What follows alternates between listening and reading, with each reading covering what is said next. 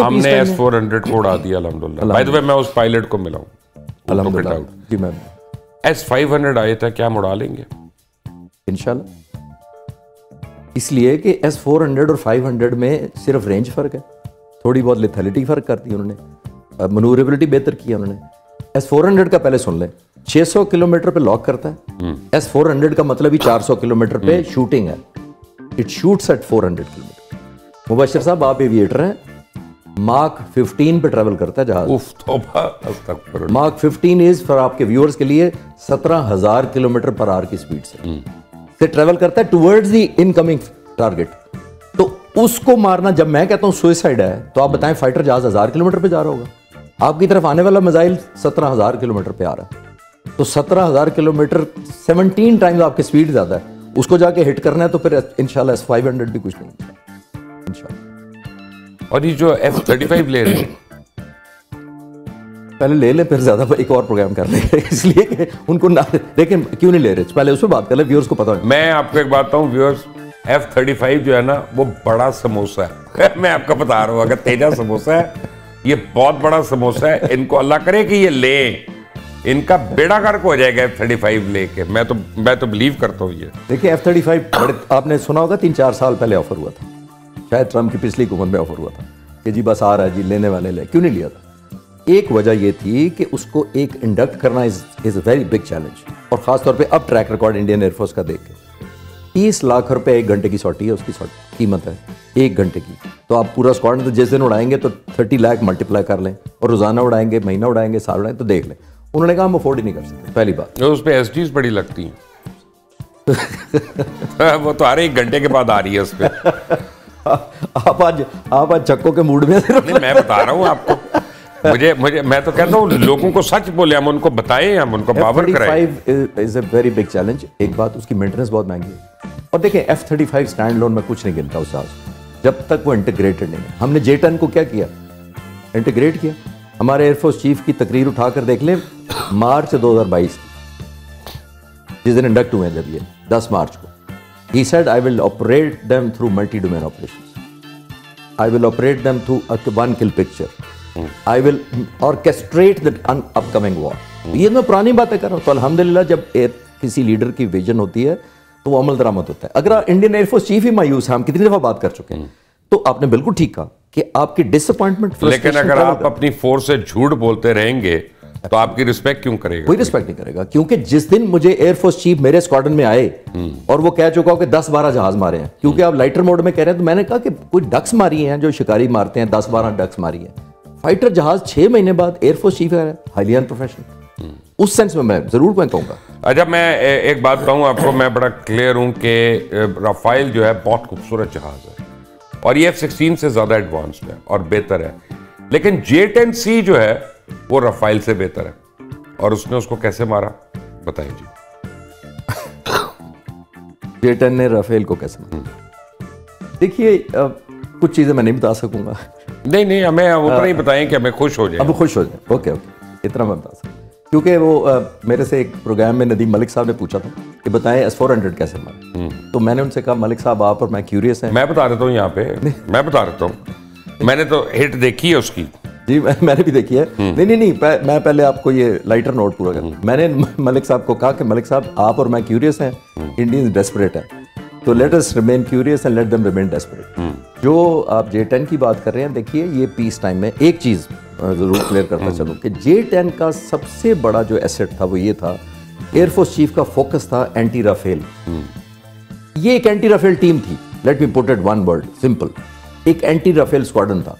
इनको कोई टास्क और नहीं दिया गया था, इन्होंने सिर्फ एयर कॉम्बैट की, 2 वर्सेस 2, 2 वर्सेस 4, 4 वर्सेस 4, 8 वर्सेस 8। क्या ये सही है कि आप लोग कतर में स्टडी करके आए थे राफेल को? पूरी दुनिया में उड़ते हैं राफेल, तो कहाँ जहां से मर्जी स्टडी। तो उन्होंने नहीं गिरे तो यहाँ पे ऐसे नहीं जो उड़ा रहा है उन्होंने क्यों नहीं स्टडी किए जाके?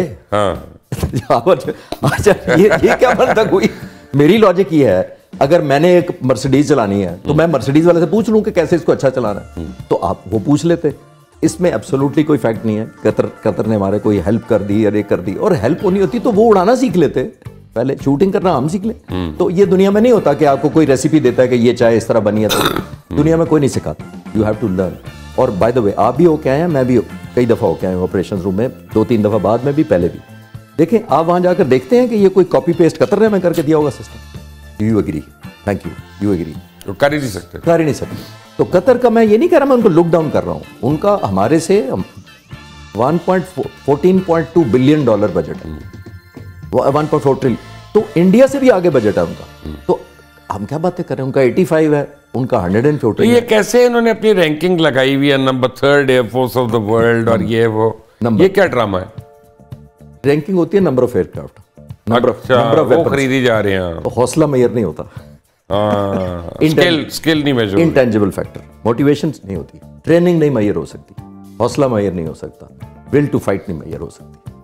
हमारी ट्रेनिंग क्यों इतनी सुपीरियर है? Not that I am complaining, but I want to know. No, it absolutely right. Bashir साहब, मैं 3 चीज़ों पे आउटनंबर, तीनों पे हम आउटनंबर्ड हैं। ना हम नंबरों का मुकाबला कर सकते हैं, ना हमारा फ्लीट इतना बड़ा हो सकता है, ना इतने महंगे जहाज राफेल खरीद सकते हैं। फैक्ट, हम हर चीज़ पे डिसएडवांटेजेस है। हमारा बजट बहुत कम है डिफेंस का। हम 3 चीज़ों से प्लग करते हैं वो गैप। एक जज्बा ईमान है, जाहिर है, जिनसे मैं मिलता हूँ, और वो दूसरा क्वालिटी ऑफ ट्रेनिंग, एंड तीसरा टेक्नोलॉजिकल एज, जो आपने अभी देखा हमारा। तो अल्हम्दुलिल्लाह टेक्नोलॉजी का जो एज है वो हमारा आज का नहीं रहा। तमाम सरबराहान जिनको मैं जानता हूँ, जब मैं सर्विस में था, air marshal Asghar Khan, air marshal Nur Khan से लेकर, एब्सोल्युटली किसी एयरफोर्स के चीफ ने इस पे कॉम्प्रोमाइज़ नहीं किया होगा। ये जो प्रेजेंट सर वैसे, लेकिन आपके ज़हीरुद्दीन बाबर ने जो काम किया है, ये तो डिफरेंट लेवल पे ले गए। Absolutely, but seeing is believing वाला अल्हम्दुलिल्लाह, और वो एग्जिबिट हुआ है। अच्छा जी, अब 4 सिनारियोज हैं, यानी 4 थिएटर्स हैं, let's put it this way. एक हम स्पेस में, फिर हम आपके प्लेन्स हैं, फिर आपके एवैक्स हैं, फिर आपकी मिसाइल फोर्स है, एंड यूएवीज हैं। ठीक है, इन सारों की इंटेग्रेशन में हम इंडिया से कितना आगे? देखिए बशीर साहब, इस तरह की चीज़ें मैयर भी नहीं होती, और ये आमतौर पर सरप्राइज रखी जाती है। अगर मैं जंग से पहले, इस कॉन्फ्लिक्ट से पहले आपको कहता कि पीएफ की साइबर कमांड है एक, आप एज एन एविएटर इमेजिन कर सकते थे वो क्या करती होगी? नहीं कर सकते। नहीं, जब मैंने नेस्टअप देखा है तब मैं कर सकता था। तो देख के करिए। हाँ। मैं यही अर्ज कर रहा हूँ, अगर मैं स्टैंड अलोन नेस्टअप देख के, नेस्टअप जैसी चीज दुनिया में स्वाई अमेरिका में और कहीं नहीं है जो पाकिस्तान एयरफोर्स के पास। Absolutely agreed. अगर आप नेस्टअप ना देखें, साइबर कमांड ना देखें, HQ-9B मिसाइल ना देख कर आए, आप इतने ज़्यादा है, मैं तो नाम लेता जाऊंगा। फिर 19 न्यू इंडक्शन हुई है पिछले 4 साल, 3.5 साल में। एक बात, अगर मैं आपको सिर्फ यहाँ आगे रिपोर्ट करता, आप यहीं बैठे होते और मैं कहता पीएफ के पास साइबर कमांड है, मेरा नहीं ख्याल आपके व्यूअर कोई भी इमेजिन कर सके अनलेस उसको डिटेल पता लगे। जब उन्होंने अब सरप्राइज दिया है, तब आपको मैनिफेस्ट होता है ना, how do you measure it?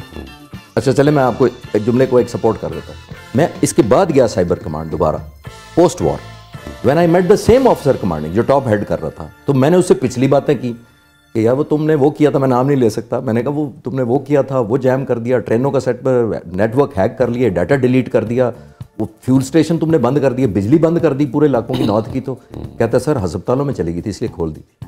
पहली बात ये, हम इंसानों का ख्याल रखते हैं। दूसरी बात, जब मैंने ये बातें की तो थोड़ी देर बाद उसने बशीर साहब मुझे कहा कि सर आप और मीडिया पिछली बातें कर रहे हैं। जिसकी बात करें वो भी एक एयर कॉमोडोर है।